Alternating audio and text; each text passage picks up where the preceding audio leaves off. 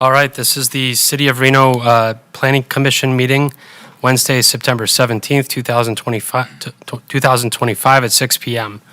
Item number 1, we will begin with the Pledge of Allegiance. Ms. Piccati, please take us away.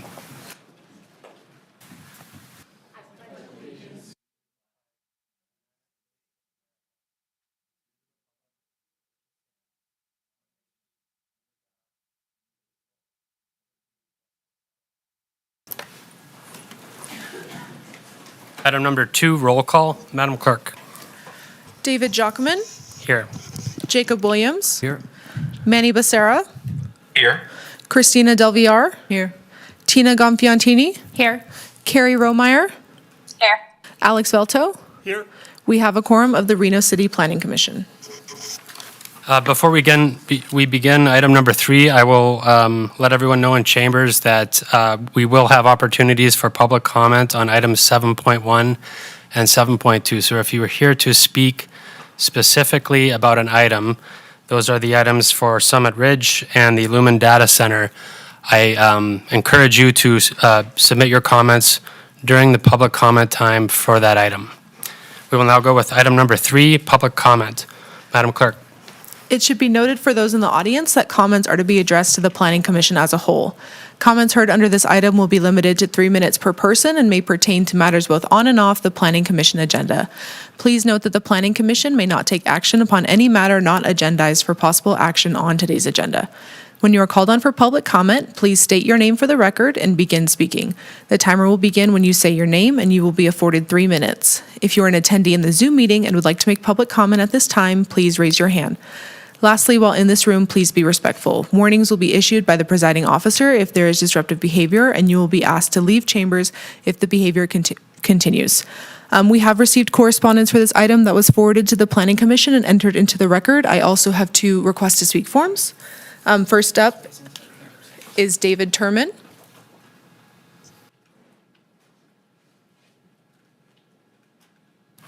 Please state your name for the record. You will have 3 minutes. My name is David Tierman, and Chair Jaukeman and members of the Planning Commission. I'm an adjunct course instructor at UNR, teaching an introductory course to urban planning. And I just wanted to introduce several of the students in the course in the back of the room.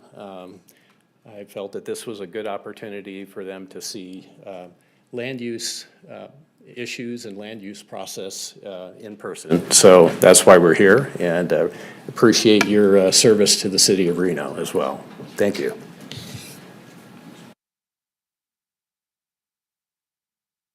I believe we have one more request to Yes. speak for him. Is that correct? Next up, we have Jared Espinoza.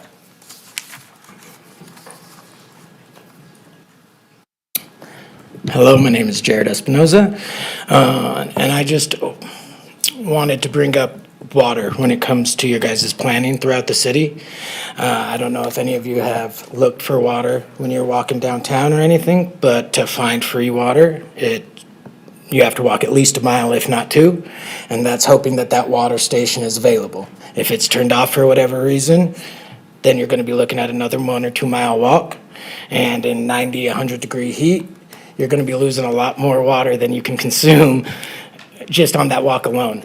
So I noticed that we had a new data center on the agenda item today. I'm not sure how much that's expected to use in terms of water, if you guys have a number on that in terms of gallons. But it just seems that if the Romans, the aqueducts that they built 3,000 years ago can still provide fresh drinking water to half of Europe, then we should be able to do something in terms of water supply for our most vulnerable among us.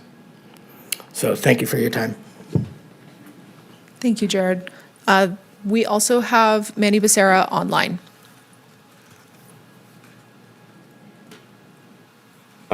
Great. Thank you so much. This is Commissioner Manny Becerra for the record. Just wanted to remind the general public and all others that I believe in about 2 weeks, October 1st, we do have a joint meeting with City Council and Planning Commission on data centers. So please, put that in your calendars. I believe it's at 10 a.m. And I did want to just ask Mike if you could help us coordinate with City Manager Jackie Bryant and others to ensure that it's an event that's listed on the official City of Reno website calendar. Because I believe all the other events are listed, but I noticed that that one hasn't been listed yet, and that might be helpful for folks. Thanks, everyone.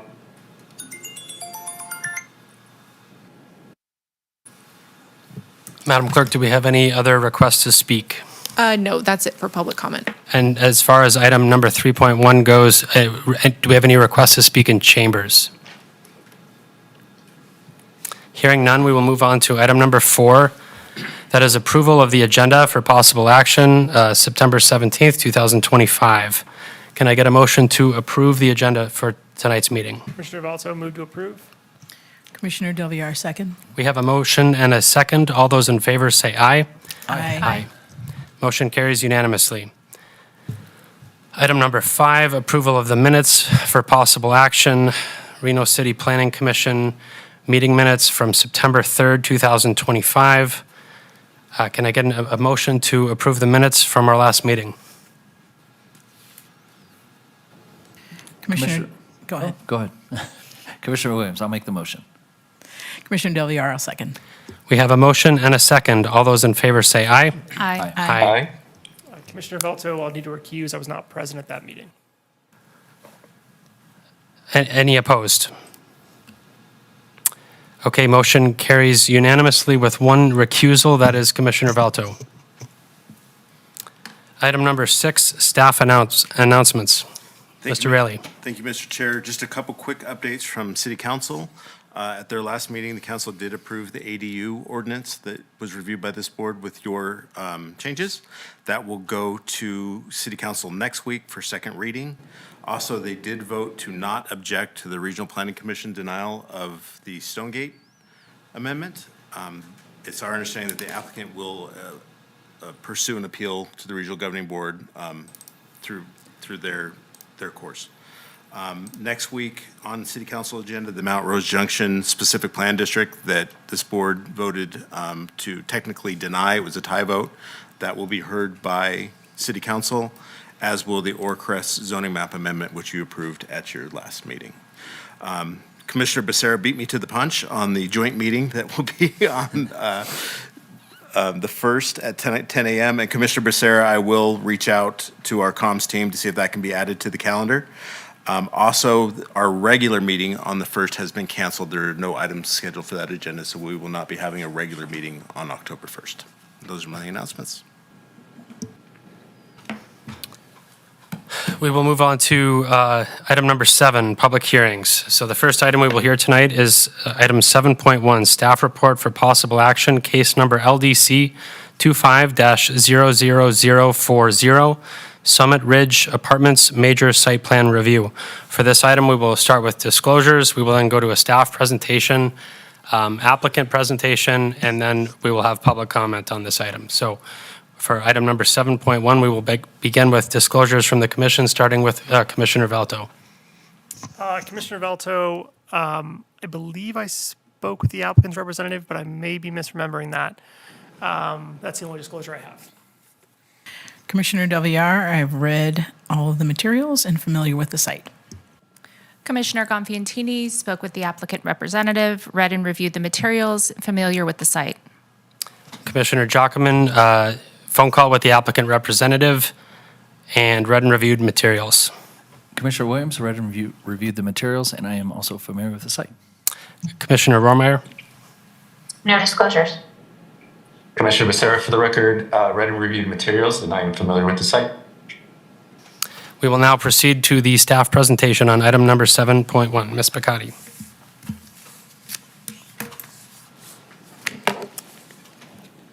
Good evening, Chair, members of the Commission. For the record, my name is Leah Picotti, and I'm an Associate Planner with the City of Reno Development Services.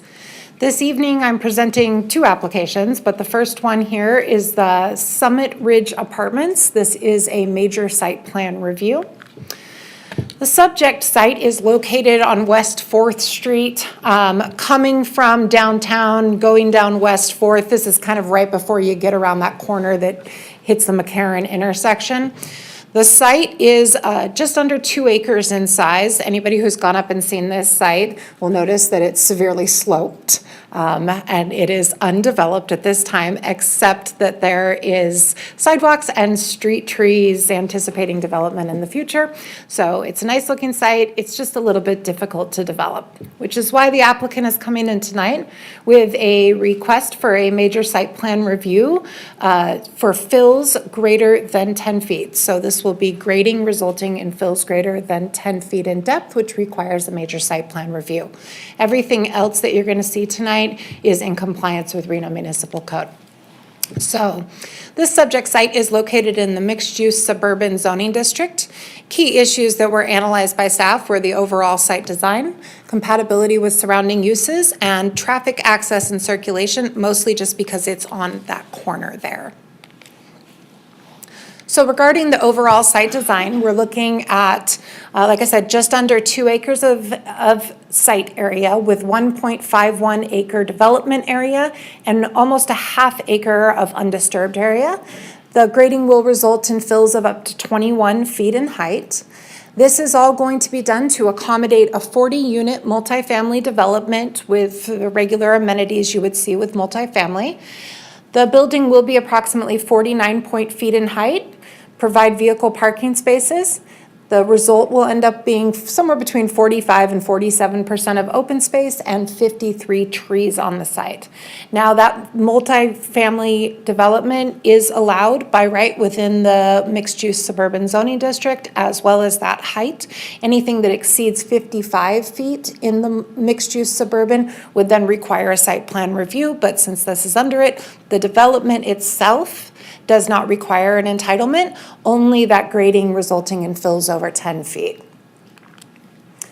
Regarding compatibility with development and surrounding uses, what we looked at here is that there's primarily residential surrounding this site, mostly common area on the other side of Summit Ridge, but just to the south of this site, there are some homes there. It is important to note that the top floor of this development, because of that slope, is going to be similar in elevation to the ground floor of that adjacent residence. So it's not going to be towering over that residence. Additionally, Reno Municipal Code requires a shade study to be provided. And what we ask for there is to see if on December 21st, between the time of 10 a.m. and 2 p.m., will the shade from the proposed structure shade any residentially zoned lots? And in this particular case, you can see the shade study up there on the right-hand side. It does not shade any of those residentially zoned areas. The major site plan review recommended findings are on the board. Basically, staff could make all the findings. It is compatible with surrounding residential uses. The mass grading meets the grading requirements and hillside development standards. Public services are all available. It's surrounded by residential uses. We did put a condition of approval on there to limit the hours of construction to that Monday through Saturday that we normally limit to when it's residential. Other than that, staff was able to make all of the findings and does recommend approval of this. The recommended motion is on the board. I'm available for questions, and Stacy's here with a presentation as well. Thank you.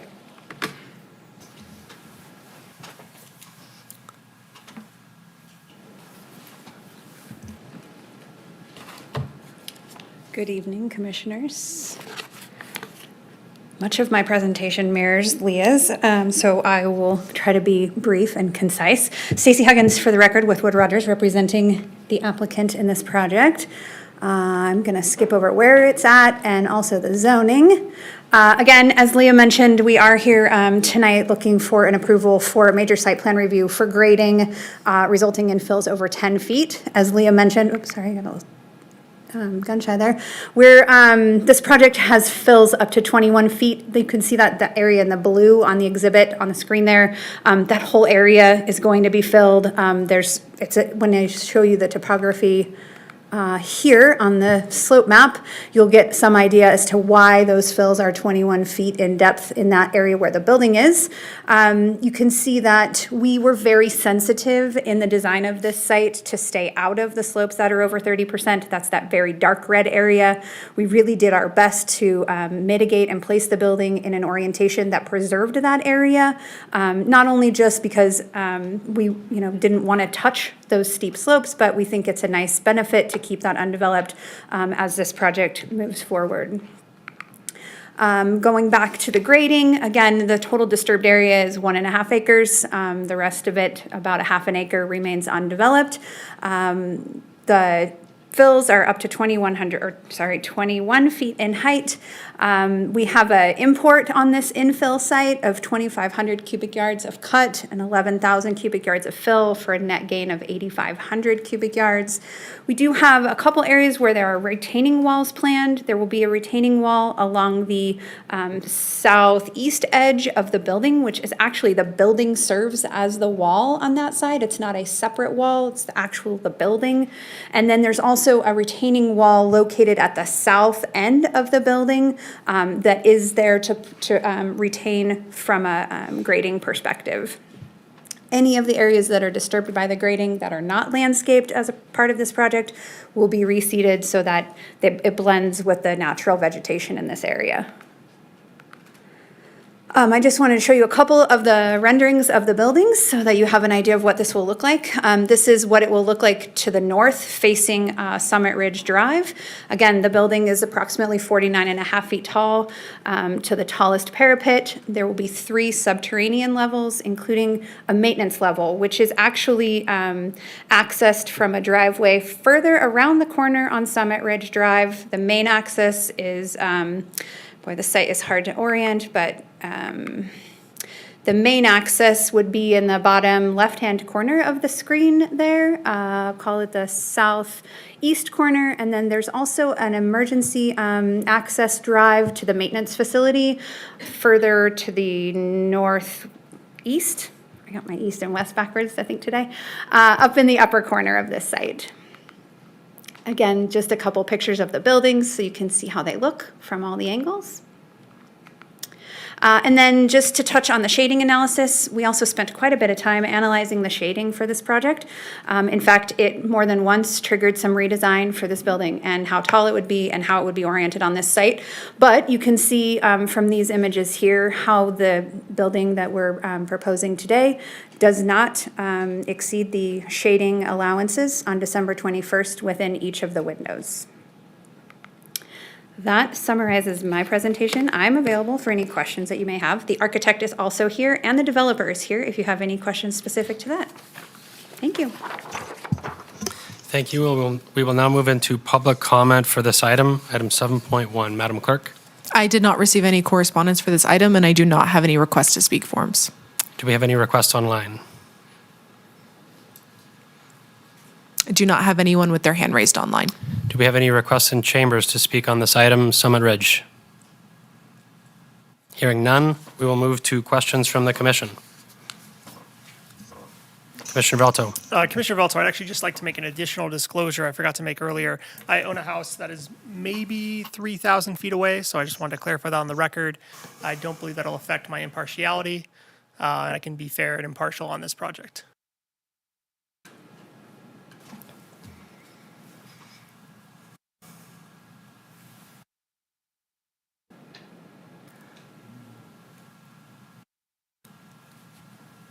No questions from the commission. Is this what I'm hearing, or? Chair, happy to make a motion. Would any commissioners like to have any deliberations before a motion is entertained? I do have a couple of questions. Please Sorry, go. Sorry. Yep. I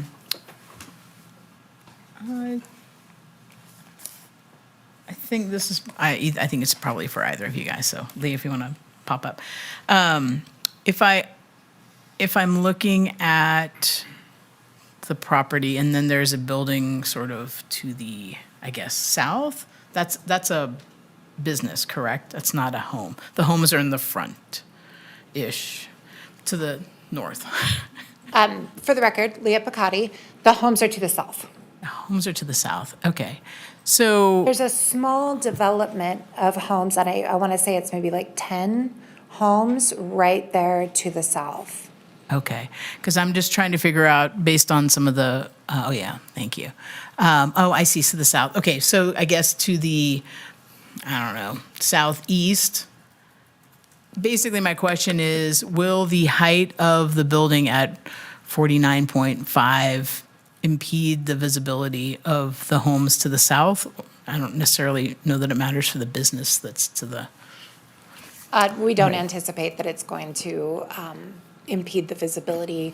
Our engineering team looked at that access point as well as the applicant's engineering team, and it was a general consensus that this is a difficult parcel to find access on that meets those Yeah. standards, but that was the best place to put it.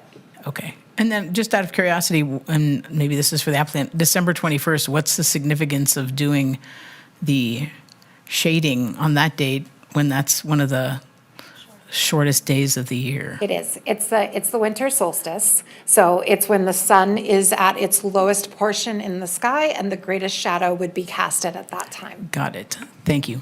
That was all I had. Do we have any other questions from the commission? Hearing none, we will move into deliberations. Would any commissioners like to entertain some deliberations? If not, I'm happy to entertain a motion as well.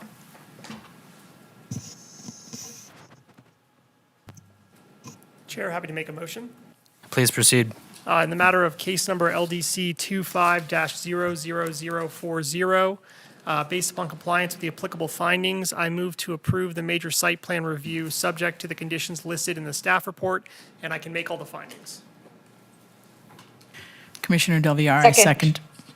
second. We have a first from Commissioner Velto and a second from Commissioner Romeyer. All those in favor say aye. Aye. Aye. Any opposed? Motion carries unanimously. We'll move on to item number 7.2.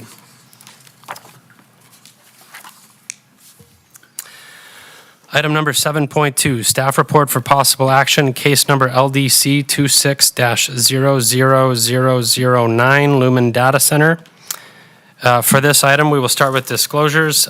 We will follow the same process as the first item that we just heard. So that will be disclosures, that will be staff presentation, applicant presentation. We will then have public comment. So the public comment will come after any applicable applicant presentation. And then we will go to questions from the commission. So we will start with disclosures, starting with Commissioner Velto. Commissioner Velto, familiar with the site, received and reviewed either correspondence or public comment. I'm not sure how you would characterize it, but comments on this proposal. And I believe that is the only disclosures I have. Thank you. Commissioner Del Villar, same. Commissioner Gonfantini, same. Commissioner Jockman sought guidance from the City Attorney's Office and read and reviewed materials. Commissioner Williams read the review and the materials and the correspondence from those public comments. Commissioner Romeyer, please. No disclosure. Commissioner Becerra, for the record, read and reviewed materials, and I'm familiar with the site. That concludes disclosures. We will now move to the staff presentation. Ms. Picotti.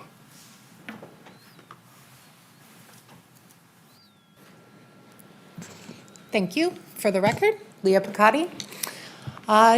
Second case I'm presenting tonight is for the Lumen Data Center. I know there's been a lot of talk about data centers lately, and I believe that this commission has seen quite a few applications. This one's a little bit different. Let me explain why. So this particular site is located in an industrial sort of area just south of the Union Pacific Railroad tracks, kind of very close to where the Keystone Data Center is, actually. So that's the intersection there, Keystone and 4th, that you see up toward the center. So it's just south of that.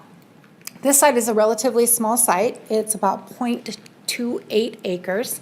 And the request today is for a conditional use permit for a data center.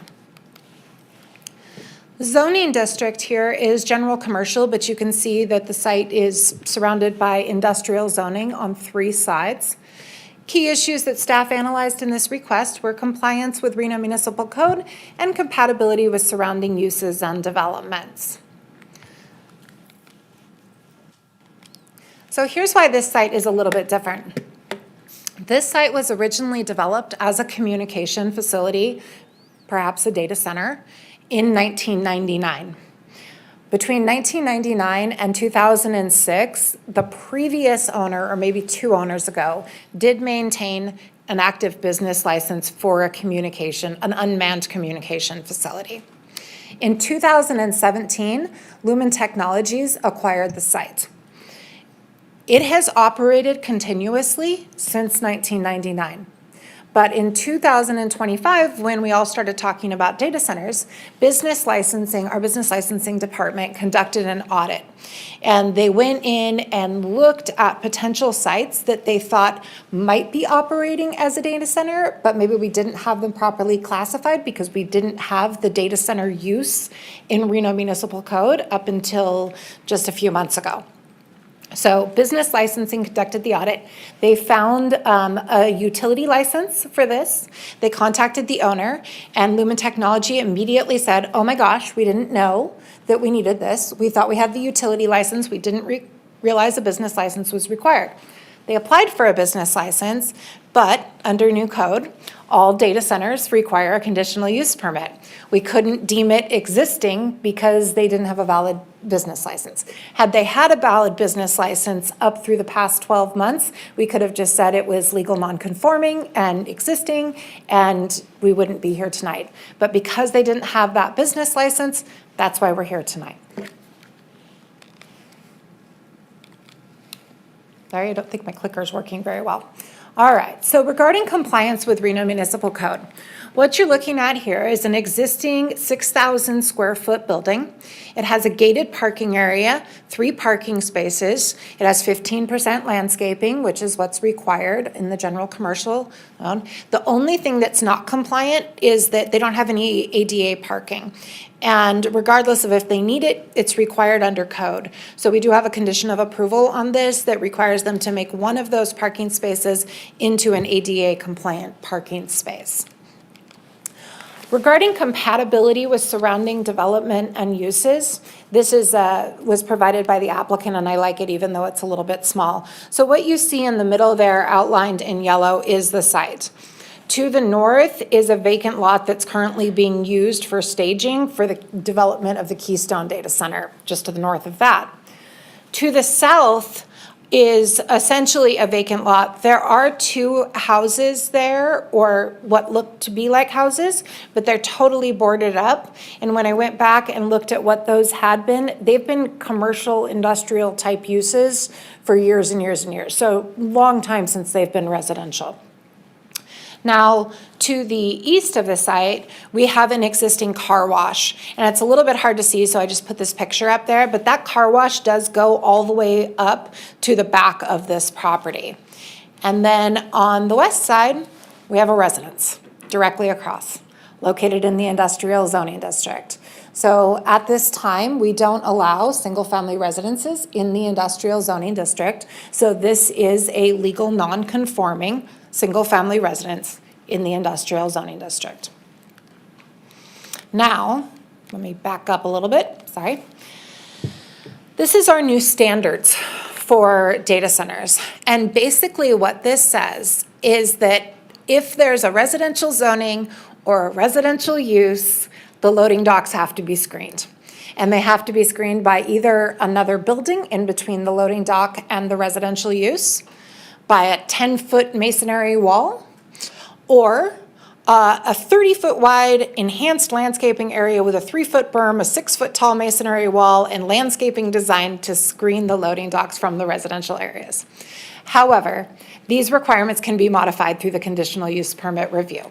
So if we go back here and we look at that property, that top picture on the left-hand side is essentially taken from standing in front of that residential zone. So you can see that the loading dock is not completely screened from that residential use across the street. So in this particular case, we are asking that the Planning Commission approve the existing design and waive these conditions for the masonry wall or the 3-foot berm or excess landscaping through this process. All right, data center comparisons. I added this in because, and I didn't know it existed up until yesterday, but we have been tracking our data centers and we are looking at that building square footage, how many employees, what the water usage is, and what those energy needs are. So you can see Webb, Opiden, Keystone, all significantly larger than this, right? We're talking 6,000 square feet. The number of employees here, the applicants have indicated that it's really an unmanned facility, but there could be like 1 or 2 people there if there were an issue. Regarding water usage, this particular data center doesn't use water to cool any of their equipment. The only water that's being used is for landscaping and for the restrooms, and essentially that's it. So when I did the calculation to try to figure out the water usage here, I came up with 2. But this morning, Angela and Lauren did a calculation and they came up with something significantly less. So I think we're comfortable saying that at the very most, it's a 2, but it's probably much less than that. And that goes with the same with the total megawatts, the energy requirements. It's actually, I came up with 2, but it's probably actually much, much less than that. So we're confident to say that those 2 numbers are the maximum number of water and the maximum megawatts that would be used. I hope that makes sense. Alrighty, conditional use permit findings are on the board. Basically, the purpose of the general commercial is a transition of the city's suburban corridor to a mix of higher density residential, retail, commercial, and other employment and service-oriented uses. There is no new development associated with this. It has existed for 26 years. All the services and utilities that are already existing.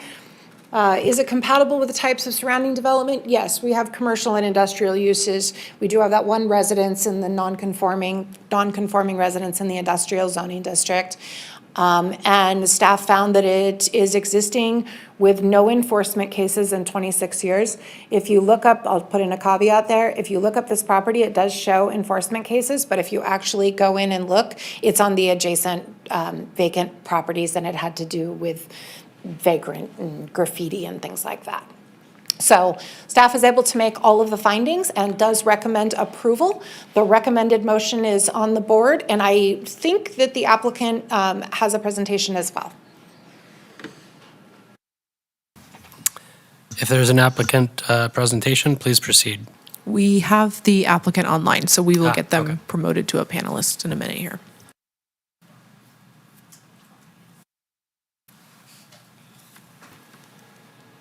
Mario, we will get your presentation uploaded. You'll just need to let us know when you'd like us to switch between slides.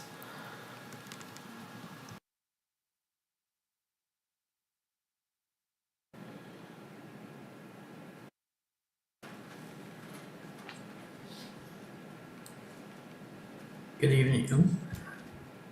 I hope everybody can hear me fine. Good evening, Chair and Commissioners. My name is Mario Torregrosa.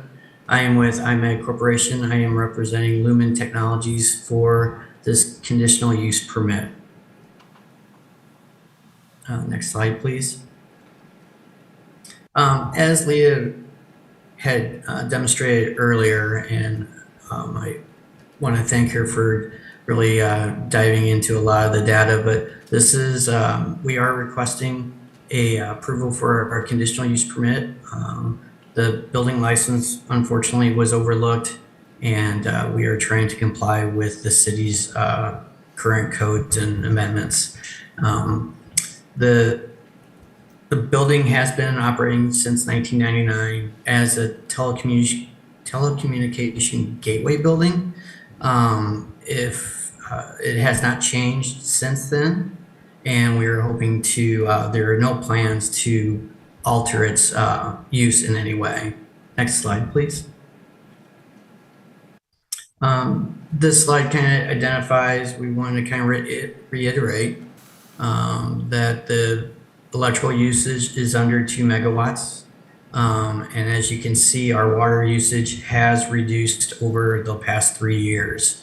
So this facility is being very conservative in any of the utility infrastructure. The building does operate 24/7, but as Leah had also stated earlier, there are no personnel that are there at 24/7. Personnel is there just in case there's a maintenance issue, and so they might be there for a couple hours just to remedy any issues that might come up. I think the one thing we do want to really point out that this building really operates, 90% of the building operates as a telecommunication hub, with only 10% as being really data storage. So this is more networking, or for transferring of mobile and cellular lines to other hubs. So hopefully we kind of people would understand that this is not a true data center. Other than that, I think this kind of concludes what we want to show, and be happy to answer any questions. Thank you. That concludes the applicant presentation. We will now move to public comment for item 7.2. Madam Clerk. We did receive correspondence for this item that was forwarded to the commission and entered into the public record. I also have a request to speak form. Tom, if you wanted to provide comment? All right. Please state your name for the record. You will have 3 minutes. Okay, Tom Durante, Durante. And I would probably go on record as opposed to this project, although it does sound like it's a lot less impactful than what I had originally thought. My concerns are the pictures and the description make it sound like it's all industrial. A block away is a lot of homes. In fact, the home I was born and raised in and still own is a block away. So I am concerned about the noise. I didn't hear anything about if there'd be hum, from Nature Conservancy has a lot of studies on data centers, and a lot of times they have a low hum throughout the day and night, and I didn't hear anything about would there be any noise interference.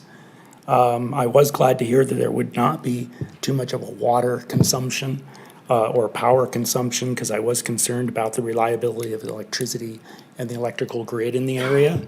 Again, it's a large residential area a block away, and then further down is a large trailer park, the old Chisholm Trailer Park. So I think those are all things that need to be considered if they haven't already. And then my final concern would be the lot's big, the building now is small, but I am concerned that they may eventually grow this data center. So with that, just wanted to bring those to the attention. Thank you.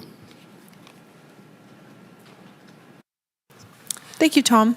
I do not have any additional requests to speak forms. We do not have anyone in Zoom with their hand raised. Do we have any other requests to speak in chambers? If so, please raise your hand. Okay, so we have nothing from online, no more request forms, and no requests in chambers. We will now move to questions from the commission. Commissioner Velto, please. Yes, thank you.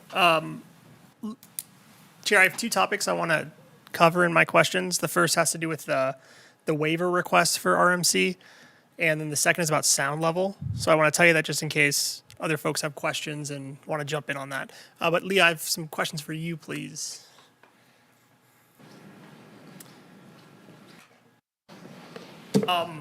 I'll just tell you at the outset, I'm a little concerned about the waiver request, and I want to understand what is the standard for us evaluating a waiver request from the screening requirement in code? It doesn't seem like there's a test we're supposed to apply, so I want to know from you how we're supposed to evaluate that.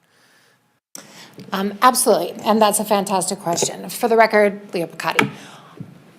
So the way that it is written is that you have those 3 standards, and then the 4th standard, which we can pull it up. Kelly, can we pull it up? And then the 4th thing says these can be modified or waived with a conditional use permit. is basically what it says.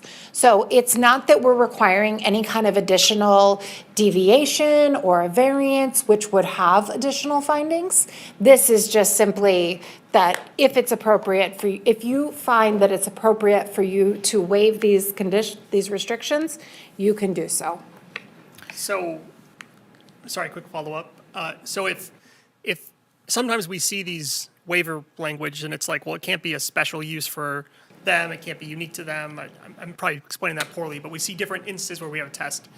So is it your understanding that we have to say that the waiver itself would comply with whatever general findings and CUP findings we're supposed to make? That's exactly correct. There are no additional findings for this particular waiver. You just have to be able to make the findings that are the general criteria and then the conditional use permit findings. And do you have an impression as to why Lumen is asking for this waiver? Specifically, they didn't specifically request that waiver. It's just that in our staff analysis, we found that it did not conform to these standards. So we said, well, it does allow us within code to ask that those be modified. Of course, it is absolutely under the purview of the Planning Commission to impose these. But I think that because the site is already developed, it may cause an undue hardship and limit the compatibility with the existing uses in the area. I don't know that adding a 10-foot wall increases compatibility in this particular case. Understood. And I wanted to ask the applicant about this, but I'll defer if you have more questions for. Yeah, I just wanted to piggyback on what Commissioner Velto was asking. Is it possible to potentially limit, and I understand their current usage and they're not going to have a whole bunch of trucks coming and going and loading and unloading, but would it be possible to limit hours if they do use the loading dock? And then that way I could kind of get behind not requiring some of these other things? Could we do something like that? Absolutely. So there have been conditions of approval applied on other data centers where we did limit the hours for that loading dock. Staff didn't feel that it was necessary to impose that in this particular case, just because this is so small and it's been operating for 26 years. Yeah, I think my concern is just longer term. If we deem it a data center and we, don't require some of these things, I'd probably like to see some parameters put in place. But I'll defer the rest of my questions now. Commissioner Becerra, please proceed. Great. Thanks, folks. I'll piggyback off of the screening topic right now.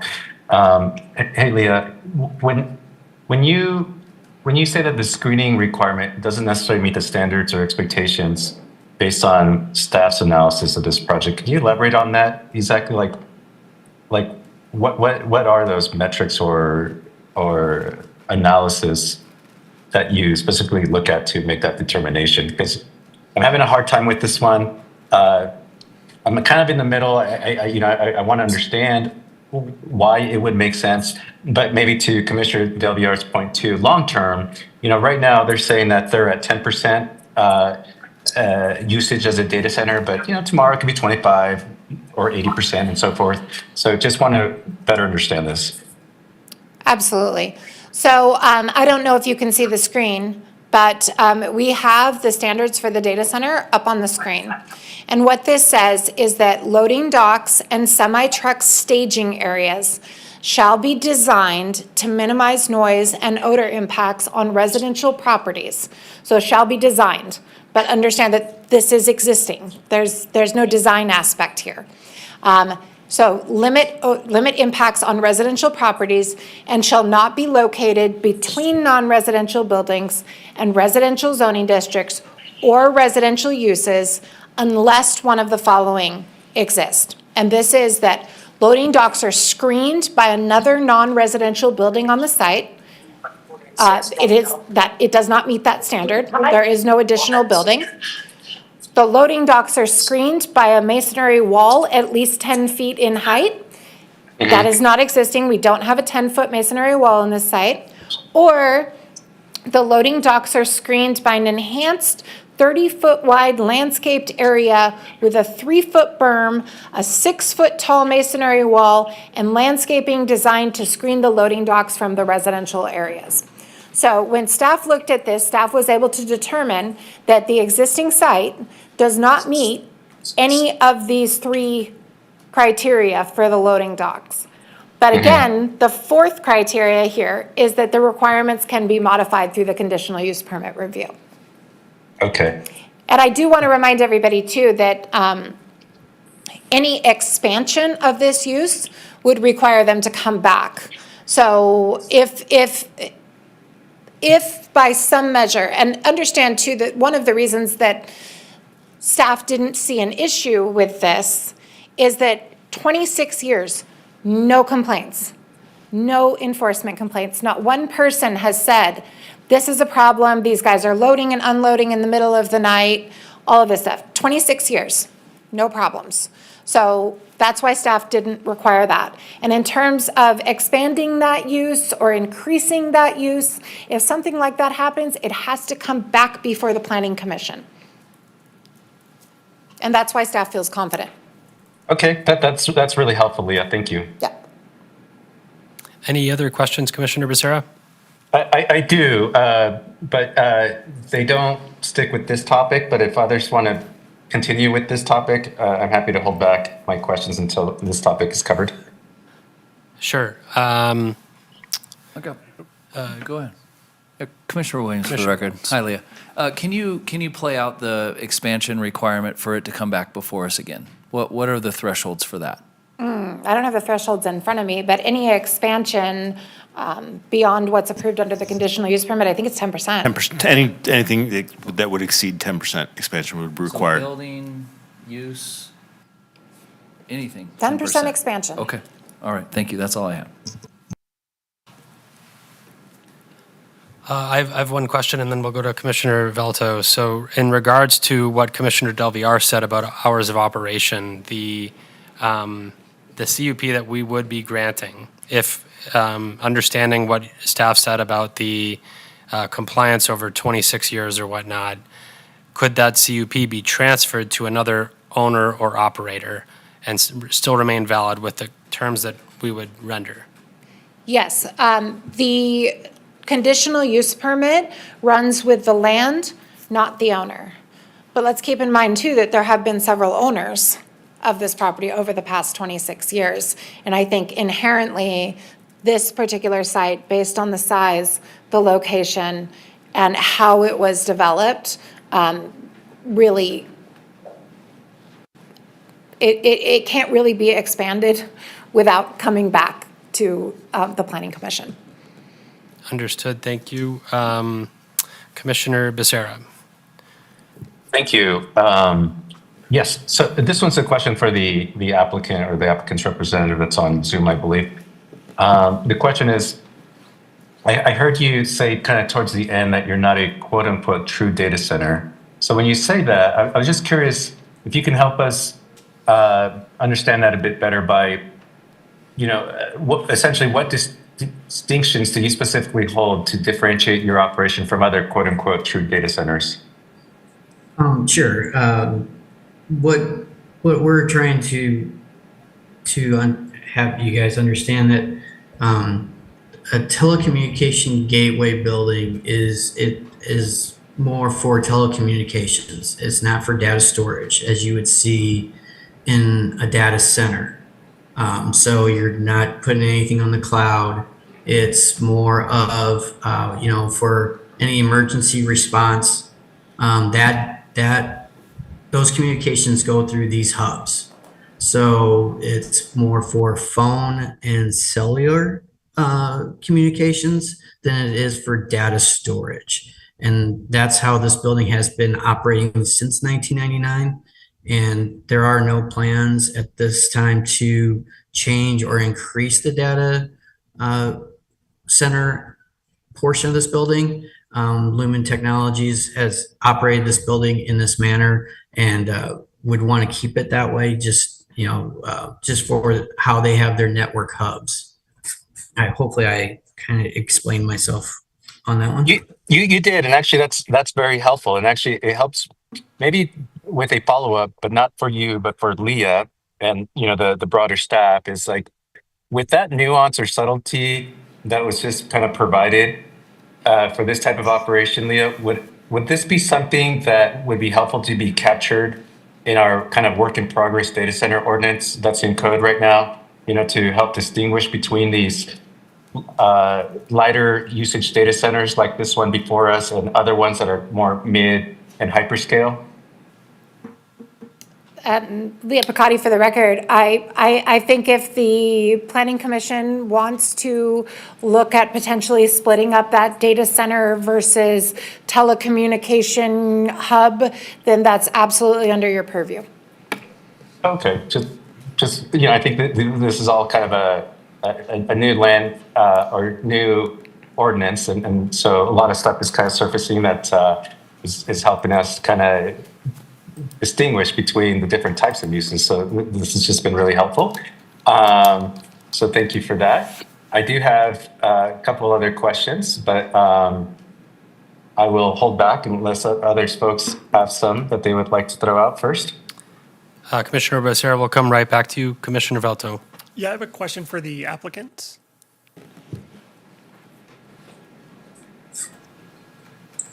Can you hear me now? Yes. Great. So the request for a waiver of the loading dock screening, is that something that you all want, one? And two, are you able to build a wall or do screening, or is it too difficult or costly? It's a fair question. I think with this site being existing, this was something that we did not think of or investigate. As you can see from the previous pictures, there is landscaping and trees, existing trees that have grown to help kind of hide that loading dock. If we add a wall, there's costs involved, and I would have to go back to Lumen Technologies to discuss this in a little bit in detail. But if we would add a wall, I just don't know. I think there's a residence just across the street. Is it better to look at trees than a 10-foot block wall? Again, there is not much foot traffic here. It's a very, from trucks and coming in, it's very light use. We did do a sound study that was provided in our application, which we did meet all the sound levels at night and during the day. So we would hope that we could waive this condition, but naturally it would be at your discretion. And Commissioner Del Villar asked about potential limits on the hours of operation for trucks coming in and out. Is there a limit that you think would be reasonable? Again, I think I would have to bring that to Lumen Technologies and get their input. Again, these facilities do not. The only time we would have trucks coming in naturally would be during working hours, unless there was a major failure in one of the HVAC systems or something of that nature. But however, a lot of these buildings do have backup systems, which would allow the buildings to still operate, and any replacement of internal systems could probably be done during working hours. Thank you. Commissioner Del Villar, and then Commissioner Becerra. Thank you. Mario, this is Commissioner Del Villar. And again, just to kind of piggyback off of that, and maybe it's a question also for the city. Again, part of it isn't just for this. It's if this carries on to the next potential owner. I would like to see some provisions put in for those loading docks. And I don't know if there's an emergency, would they be able to bring a truck into the loading zone or dock if we, made it from 10 p.m. to 6 a.m., whatever the standard city hours would be. But if there was an emergency, then would they be able to leverage that? I'm probably complicating this, but. Leah Picotti for the record. So we could put that condition of approval on there, but I mean, we could just play it out. So like, let's say that there is a big emergency and they have to get a truck in there and it's after hours and they get the truck in there and this condition of approval is known to the residents across the street. And they realize that there's a truck there and it's not supposed to be. So then they call into Reno Direct and they say there was a truck there and it wasn't supposed to be. And then Reno Direct forwards it to planning and then we say, hey, you're not supposed to do that.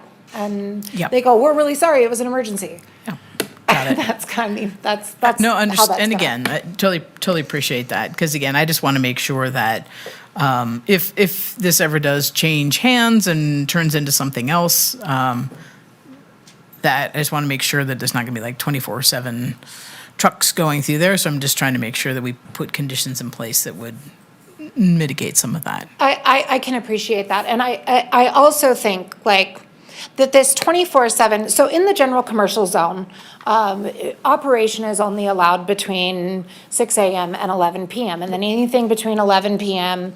and 6 a.m. requires a conditional use permit. However, we have a caveat in code that basically says that if that 24-hour use is inherent to the use, like for example, a hotel, or something like that, then we allow them to continue to operate. Now, if this becomes full-blown, like we've got trucks out there and all of this stuff, and they are full-blown operating with lots of people at night, then they'd be violating code anyways. Fair. Thank you. Commissioner Becerra. Great, thank you. Hey, Leah. So you mentioned earlier some energy usage numbers, and so I was curious if you can clarify the methodology used to calculate the facility's energy usage, because I believe you reported a figure of about 2 megawatts, but staff cited or reported a lower number, right? So that's the first question. Kind of in advance for the second one is, well, let's start there, and then I'll do the second one. Sure. So I put 2 on there, but if you look at the screen here, you can see that it's generally 1.8 is actually what it has been for the last 3 years. Right, but so maybe clarify this part then. You mentioned that your numbers, your approach was 2, but Angela and other staffs was lower though. So my question is, did you use a different formula or methodology, or did you use the same one and you rounded up and they just kept the exact number? So the 1.8 is pretty fixed. We agreed on that. The water usage and acreage per foot is where we were a little bit off. And that's where we weren't 100% sure, because Lauren did the calculation and came up with something around 0.2, and I came up with it as 2. And then at 2:00 in the morning, when I was thinking about this, I realized that I may have flopped the numbers. So it should have been, it's actually closer to 0.5, which may be correct, but I didn't have a chance today to run that by Lauren. So I'm just confident in saying that it is less than 2. Oh, okay, no, that's fair. Appreciate, just the thought process there. So I guess my follow-up there then would be, as we work towards a more comprehensive data center framework and account for all these little nuances with, smaller data center applications like this one and larger ones, is staff considering a more standardized approach to reporting and evaluating usage, just to ensure that we have consistency across these different applications and amongst staff?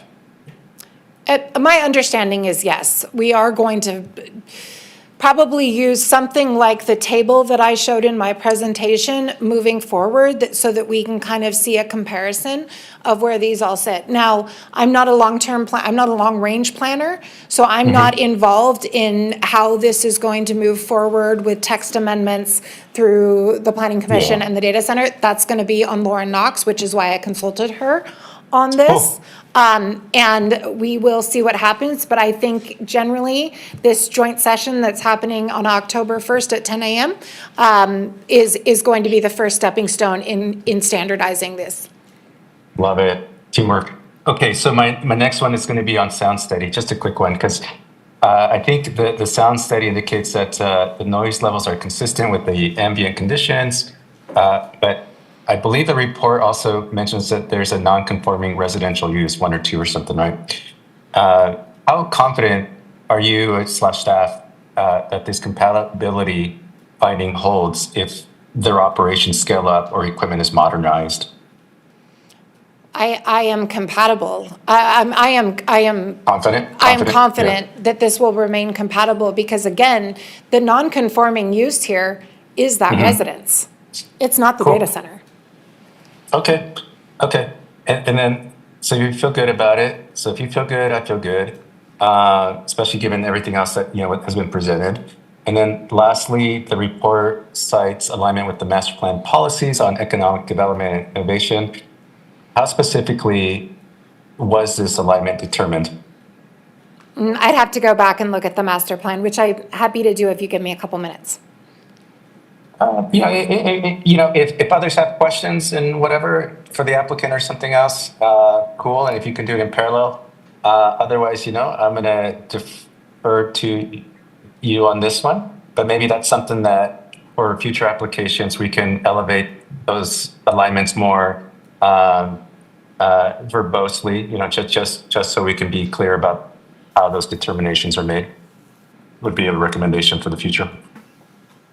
Commissioner Becerra, this is Mike Raley for the record. So is your question, how does this align with economic? Can you repeat that question for me? Perhaps I can clarify. Yeah, absolutely, Mike. And it was, I only bring it up because I believe the staff report cited it. So the report cited alignment with the master plan policies on economic development and innovation, but it didn't really specify how that was determined, that alignment. So I was curious how that determination was made. Very similar to maybe the methodology used for the usage, how are we analyzing and quantifying that or making that determination? Gotcha. So the master plan does have policies related to preserving existing businesses, supporting existing businesses, that sort of thing. Also, just from a pure fiscal perspective in terms of franchise fees and that sort of thing, that I think that's what we would look at in terms of supporting economic development. Okay, great. Thanks, Mike. You bet. Do we have any other questions from the commission? And Commissioner Becerra, you indicated you might have another one. Oh gosh, I think I ping-ponged really quickly. I think I hit them all. Very good. If we have no other questions from the commission, we will move into deliberations. I will mention to fellow commissioners, if we are going to have a discussion about adding or removing a condition, that we afford the applicant the opportunity to weigh in on that modified condition before we make a motion. Okay, deliberations. Commissioner Velto, please proceed. I can make the findings for the project as proposed with the conditions in the staff report. The staff report doesn't contain the condition of waiving the code requirement as it relates to load dock screening. I'm a little concerned about that waiver, only because I think it's in code for a reason, and we should be cautious about waiving things in code without having a clear test. My concern really goes to conditional use permit finding number 2, which says that the project design must be compatible with the surrounding development.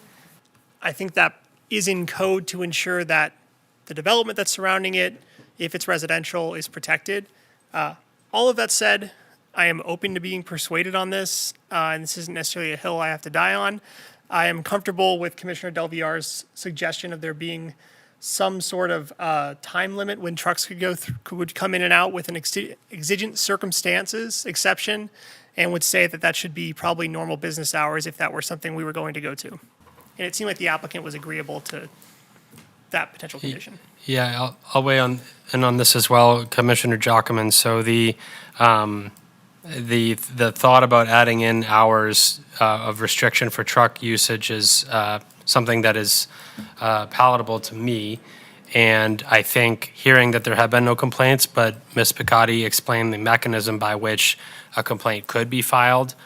If this were to change hands and then you've got a ton of trucks at night, they could submit a complaint and they, in that case, would not be in violation, which it sounds like is not how the applicant uses it today. Therefore, it should not be a problem. So, I'm amenable to that and I like that idea. Commissioner Del Villar, so it sounds like 11 p.m. to 6 a.m. is sort of the time frame that most other businesses would do that. And so this is to the applicant. Would you be amenable to having a condition put in there that, obviously under extenuating circumstances, but that you would not have trucks going in and out of the loading zone during those hours? Yes, I would, let me address that. I think one thing we do want to point out that this area is mostly industrial. The only residential lot is just directly across the street within the surrounding area. But I don't think we would have an issue. The one other thing I would want to point out, this is a 24/7 building. It operates 24/7. However, it's not manned 24/7. Most of the personnel work regular hours like we all do. Only in the case of an emergency, a system failure, that they would have people on site. Now, if any people that would be on site when we look at system failure, it would be more of the telecommunications. Something would go down and an IT person would be inside working on it. So naturally, we didn't have a truck. They probably have their personal car. So that would be something I just want to make sure that we also understand how this building operates. But I don't think they would have any issues with that additional requirement. Mr. Torregrossa and staff, if you could please correct me if this is incorrect, but earlier on in your comments, you indicated that you would have to check that with Lumen or some senior person within your company. So it could be an opportunity for how we could proceed. And again, staff, correct me here if I'm incorrect, but we could render an approval with that additional condition. And if you had an internal discussion, identified that that was a problem, you could then appeal that to the city council. And in your appeal, you could cite that request and take it up with the city council. Okay. I understand. Would staff like to weigh in? Hold on 1 minute. Would staff like to weigh in on any of my comments regarding their accuracy? I would agree with your comment that any condition that you place on this, even if you added no conditions, your action tonight is appealable to the city council. Mr. Torregrossa, would you like to comment on that? I think we're in agreement with that. I don't think if we have any issues, you could request that, and I don't think there would be any objections. Ms. Picotti, would you like to add something for the record? Yes, thank you. Leah Picotti for the record. I just want to point out, and I didn't show this in my slide, although now that we're talking about hours of operation, I think it's important to note that these industrial zoning districts that are surrounding this are allowed 24-hour use. So directly to the north of that single-family residence is a warehouse and distribution center that operates 24 hours already with trucks coming and going closer to that residence than what this is. So I think that's important to note. Commissioner Del Villar, I think the issue, though, is that we're waiving some of the criteria and requirements for barriers that I would disagree that this should be treated like a variance or a deviation where we have these additional findings. I mean, it requires those three things, this or this or this, or the Planning Commission can modify it. So it's not necessarily waiving it. You're just saying that in this particular case, it's not it's not required. So I think we're looking at this more of a waiver than it is. There are several places in code that say you're required to do this, but it can be modified by the administrator. And all day, every day, we look at things on a case-by-case basis and say, does this make sense in this particular spot? And we're not required to make any of those extra findings to modify those. It's set up in code that way so that we can look at these individuals. And if you want to place time constraints on the loading dock, I understand, but from staff's perspective, there's a much more impactful loading and unloading business directly 20 feet from this residence. So, I think that's important to note because the general character of this area is industrial. So, Ms. Picotti, in relation to that, do those, because of the condition that we're granting arguably a deviation for, do those other truck docks face a residence? I'd have to look and see, Okay, but I mean, it's right there. sure. I understand that they have those hours of operations, as you're stating. However, they might not be going directly to a residence. I fully recognize this is a industrially zoned residence. We had a similar debate when it was a much larger scale project in the center of town, but that is within the scope of the deviation that we're granting, so. Yes, thank you.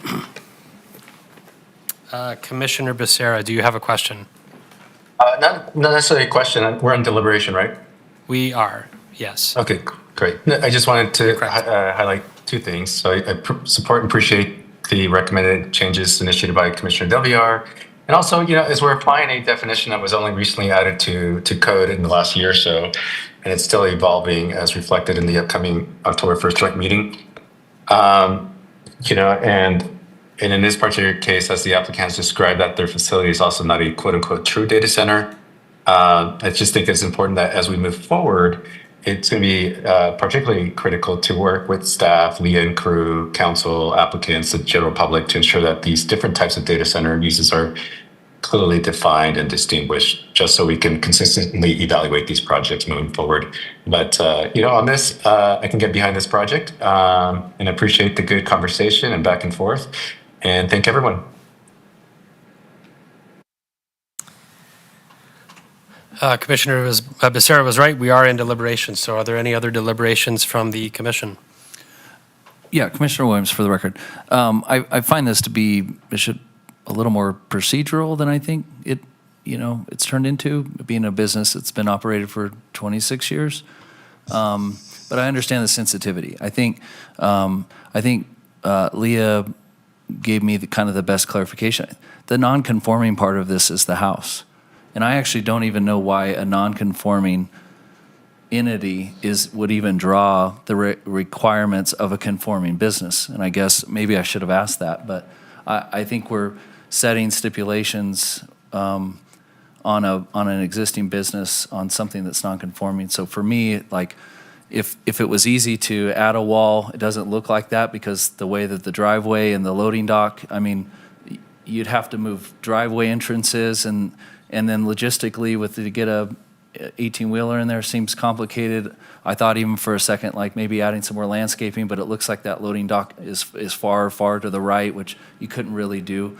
I understand the sensitivity behind it, but for me, I'm sticking with the non-conforming part is the residential, not this business. So I can make all the findings. I do appreciate the dialogue and learned a little in the process. So. May I make my discussion at this point? Commissioner Rohrmeyer, please proceed. Yeah, I really think that this is very different than the data centers we've seen previous in terms of scale and scope, and it's an existing use. So I can get behind an approval of the CUP, especially under the information that if there's ever a change for expansion beyond 10.001%, that it would come back for a re-review. I will say that I don't support the waiver, but I'd probably get It seems like the hours of operation condition are kind of a middle ground. I don't really think we should be giving waivers to data centers. I would ask that in our review of the code, that be one of those standards that maybe gets deleted or amended in some way, but that wouldn't apply to this project. I want to just say, I think the thing that, yes, the home is non-conforming, but it was there first. Like, this has been a single-family home before the area got rezoned industrial, and so it's grandfathered in. And we need to respect that, and that those provisions are in place. It's not a distance from residentially zoned property. The code is specifying the distance from a residential use. And that's a very important distinction, that person was in that home, or maybe it's a rental, but that home has been in use and occupied for a long time. And we need to respect that and not waive things that are meant to protect those. Even though zoning has changed, that's a Crayola exercise on a map. That's different than the people who actually live there. So I have a bit of a problem with that. But otherwise, 26 years of operations, no complaints. Seems like a good industrial data center or data center light that we could learn from.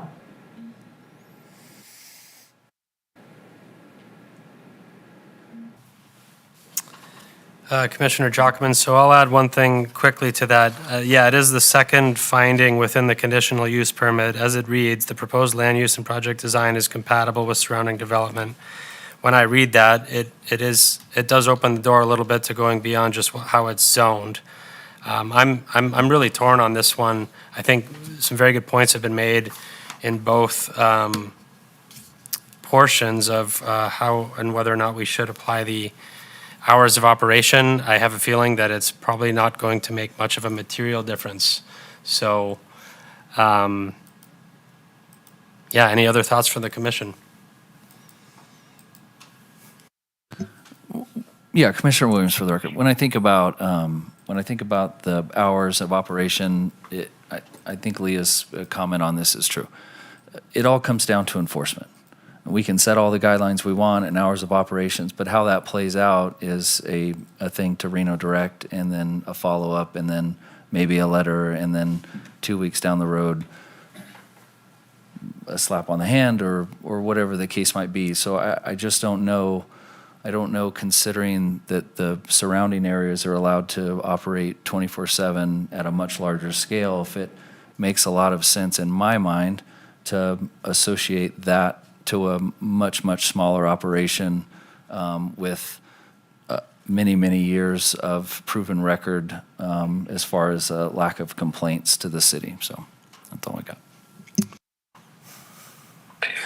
Commissioner Becerra, for the record, just quickly wanted to say I concur with Commissioner Rohrmeyer's sentiments too, just about respecting the residents' place in the community, because we have seen this in other times, at least during my time, and oftentimes we do, we do make it a point to honor or grandfather businesses when things change, and it's just as important to do the same with residents. So just wanted to say that.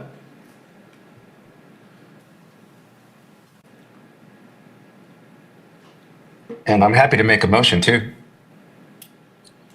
Actually, you know what? I'm going to not make the motion because there was some deliberation with the waiver and all those things. And I think if we're going to apply anything with what Commissioner Del Villar might have recommended or made, it might be easier for someone else on the dais to make that motion. It would appear as though we may not have complete agreement across the commission about that condition that we may or may not add. So let's please proceed with some deliberations to see if we can get to a consensus. Commissioner Rohrmeyer, I don't support the waiver. I don't support the waiver, and I don't support the hours of operation if it's a 24-hour use, and there should stay. Commissioner Becerra, I'll back that one as well with Commissioner Rohrmeyer. Yeah, Commissioner Williams, I'm confused by what Commissioner Rohrmeyer was suggesting, if she could clarify. Yes, Commissioner Rohrmeyer, for the record, I don't support the waiver of the landscaping or wall screening requirement. I do, completely independently of that, see that this is a 24-hour operation in an industrially zoned property, and therefore the hours of operation limitations seem onerous by comparison for that zoning district and the car wash, which is a 24-hour use, and other things right next door that are operating with loading and unloading 24 hours a day. Can I ask a question? Because I think this might help my understanding of the code. Leah, question for you, please.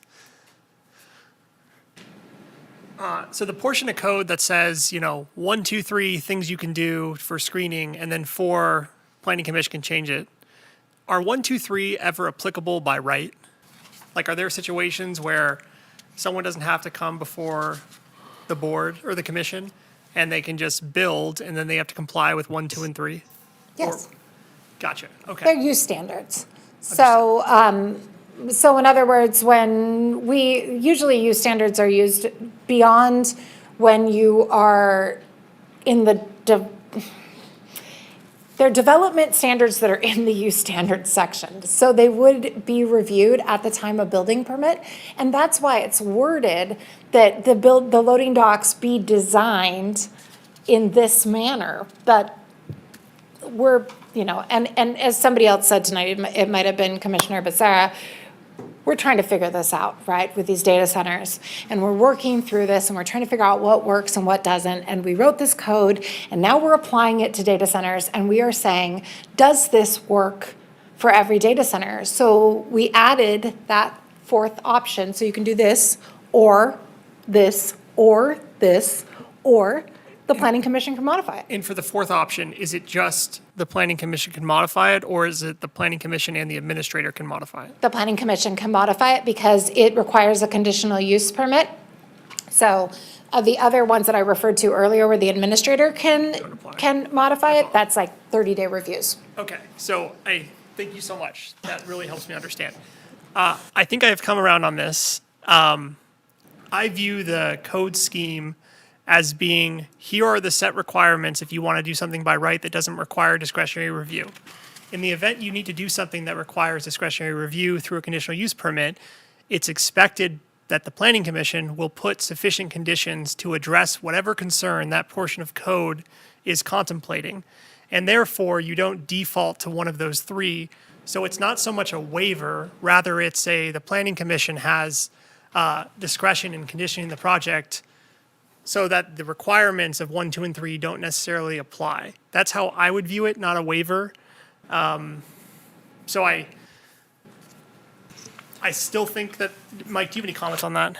So, Commissioner Velto, to your point, if you look in Leah's slide that was up before, item number 4 says these requirements may be modified through the conditional use permit review. So you're not waiving them. If you put a condition, for example, that limited the hours of the truck door, you would be modifying the standards to address any concerns that you may have. Okay. I'm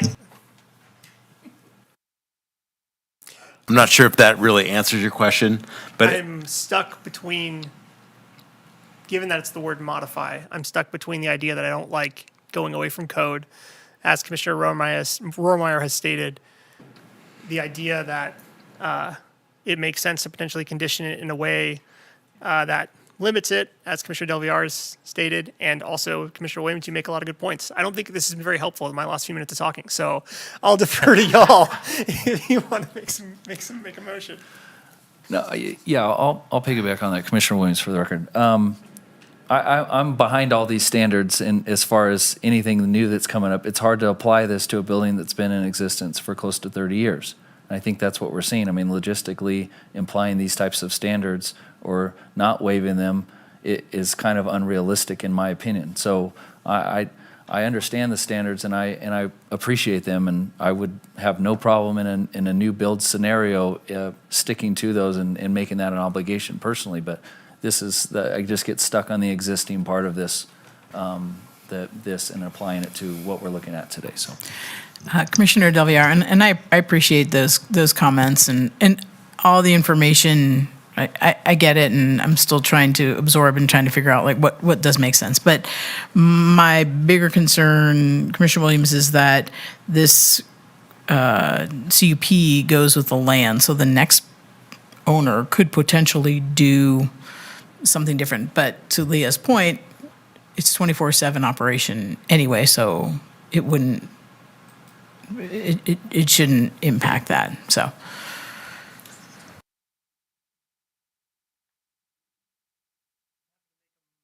Motion, unless somebody, We are in deliberation, so yeah, please proceed. in the matter of case number LDC 26-00009, based upon compliance with the applicable findings, I move to approve the conditional use permit, subject to the conditions listed in the staff report, with the additional condition of condition number 6, that there will be a modification of the requirement under RMC 18.03.306B1 requiring load dock screening. And with that, I can make all the findings. Commissioner Williams, I second. We have a motion Can I and a s- second. Is there any further discussion that would like to take place, Perhaps- given that we have modified conditions on this motion? Perhaps a Yes, I clarification think, that I I made. think we have to clarify that modification. Yes, that is. Thank you. Yeah, if you could please clarify your, Oh, the modification to make the load dock screening requirements not apply. Is that adequate? Thank you. You need a resecond. We have a motion and a second. Commissioner Rohrmeyer, did you have any additional thoughts? I can live with that. I don't love it, but I can certainly vote for it. Any other discussion from the commission with the modified condition before us? Commissioner Becerra, for the record, same as Commissioner Rohrmeyer. I hope that we can just get more clarity around these as we move forward. As Leah mentioned, and I mentioned before, we're all kind of wrapping our heads around this, and I like to believe that we all have the best interest of the community and the business and so forth, at the forefront. So we're trying to make it easy for folks to do business while being community responsible. And so I can get behind this, but I just don't want it to be a common scenario moving forward. Okay, we have a motion and a second. I'm not seeing any other discussion requested from the commission. For this, we will do a single request. So all those in favor of this motion before the commission, say aye. Aye. Aye. Aye. Any opposed? Motion carries unanimously. That concludes item 7.2. We will now move on to number 8, business items. I believe this is for staff. Mr. Riley? no general business items that weren't covered previously under announcements. Thank you. Item number 9, Truckee Meadows Regional Planning Liaison Report. I believe there's nothing to report on this. We already heard from staff about the motion that was made by City Council in regards to one of those items before the TMRPC. But there has been no meeting since our last City Planning Commission meeting. Therefore, there are no items to provide on that. We'll move on to item number 10, Commissioner suggestions for future agenda items. Commissioner Del Villar, just about the October 1st meeting, I'm just not sure like what the format is, what the agenda is. It would just be super helpful. Like, should we come prepared, like with presentations? I'm just not sure what any of that is. So if we can get clarification on that at some point, that would be super helpful. Would staff like to comment on that in any way? I think that the format is actually being developed as we speak. I do know that Jeremy Smith from Regional Planning will be giving a presentation, is my understanding. And then once the agenda's out, I'll make sure that that gets circulated to the commission. And as Commissioner Becerra said, posted on the city's website. Will we all be seated up here? I'm not sure what the seating arrangement will be, but Dibs on Leah's seat. Tyler and Callie and their team, I'm sure will have a plan. You guys are going to sit on your council members' laps the whole time. I don't know if this is under this topic, but question maybe for, are we I attended the boards and commissions, I think we all attended the boards and commissions training on Monday. There was mention of having to elect a secretary. Commissioner Romeyer, that doesn't apply for the Planning Commission. For the most part, the Planning Commission was not affected by the Boards and Commissions resolution because they were established under NRS, so that won't apply for this commission. Thank you. Any other items from the commission under item 10? Hearing none, we will move to item number 11, public comment. Do we have any requests to speak in chambers? I don't have any requests to speak in chambers, but we do have a participant on Zoom with their hand raised. So Beth Dory, when you're ready, you can unmute your mic, state your name for the record. You'll have 3 minutes. Yes, hello. I just emailed you all, and I'm very concerned that you all approved a major deviation several weeks ago without viewing or requiring a recent recorded boundary survey. An engineer stamped the setback letter. I think by doing so, he might have been out of his scope. An engineer is not a surveyor. I spoke to this engineer and he confirmed that he did not obtain a survey. How can you all approve a major deviation without knowing where the true boundary is? A tape measure against a 70-year-old fence is good enough for the Reno Planning Commission? If I'm wrong, which would be a first, and there is a recent recorded boundary survey, I will donate $100 to a charity of your choice, as long as it's not for Devin Reese's mayoral campaign. Thank you. Beth Dory. Madam Clerk, do we have any other requests to speak? I do not. Okay, that concludes item number 11. Item number 12, adjournment. Can I get a motion to adjourn? Motion to adjourn? We have a motion? Second. We have a motion and a second. All those in favor say aye. Aye. Meeting adjourned. Aye.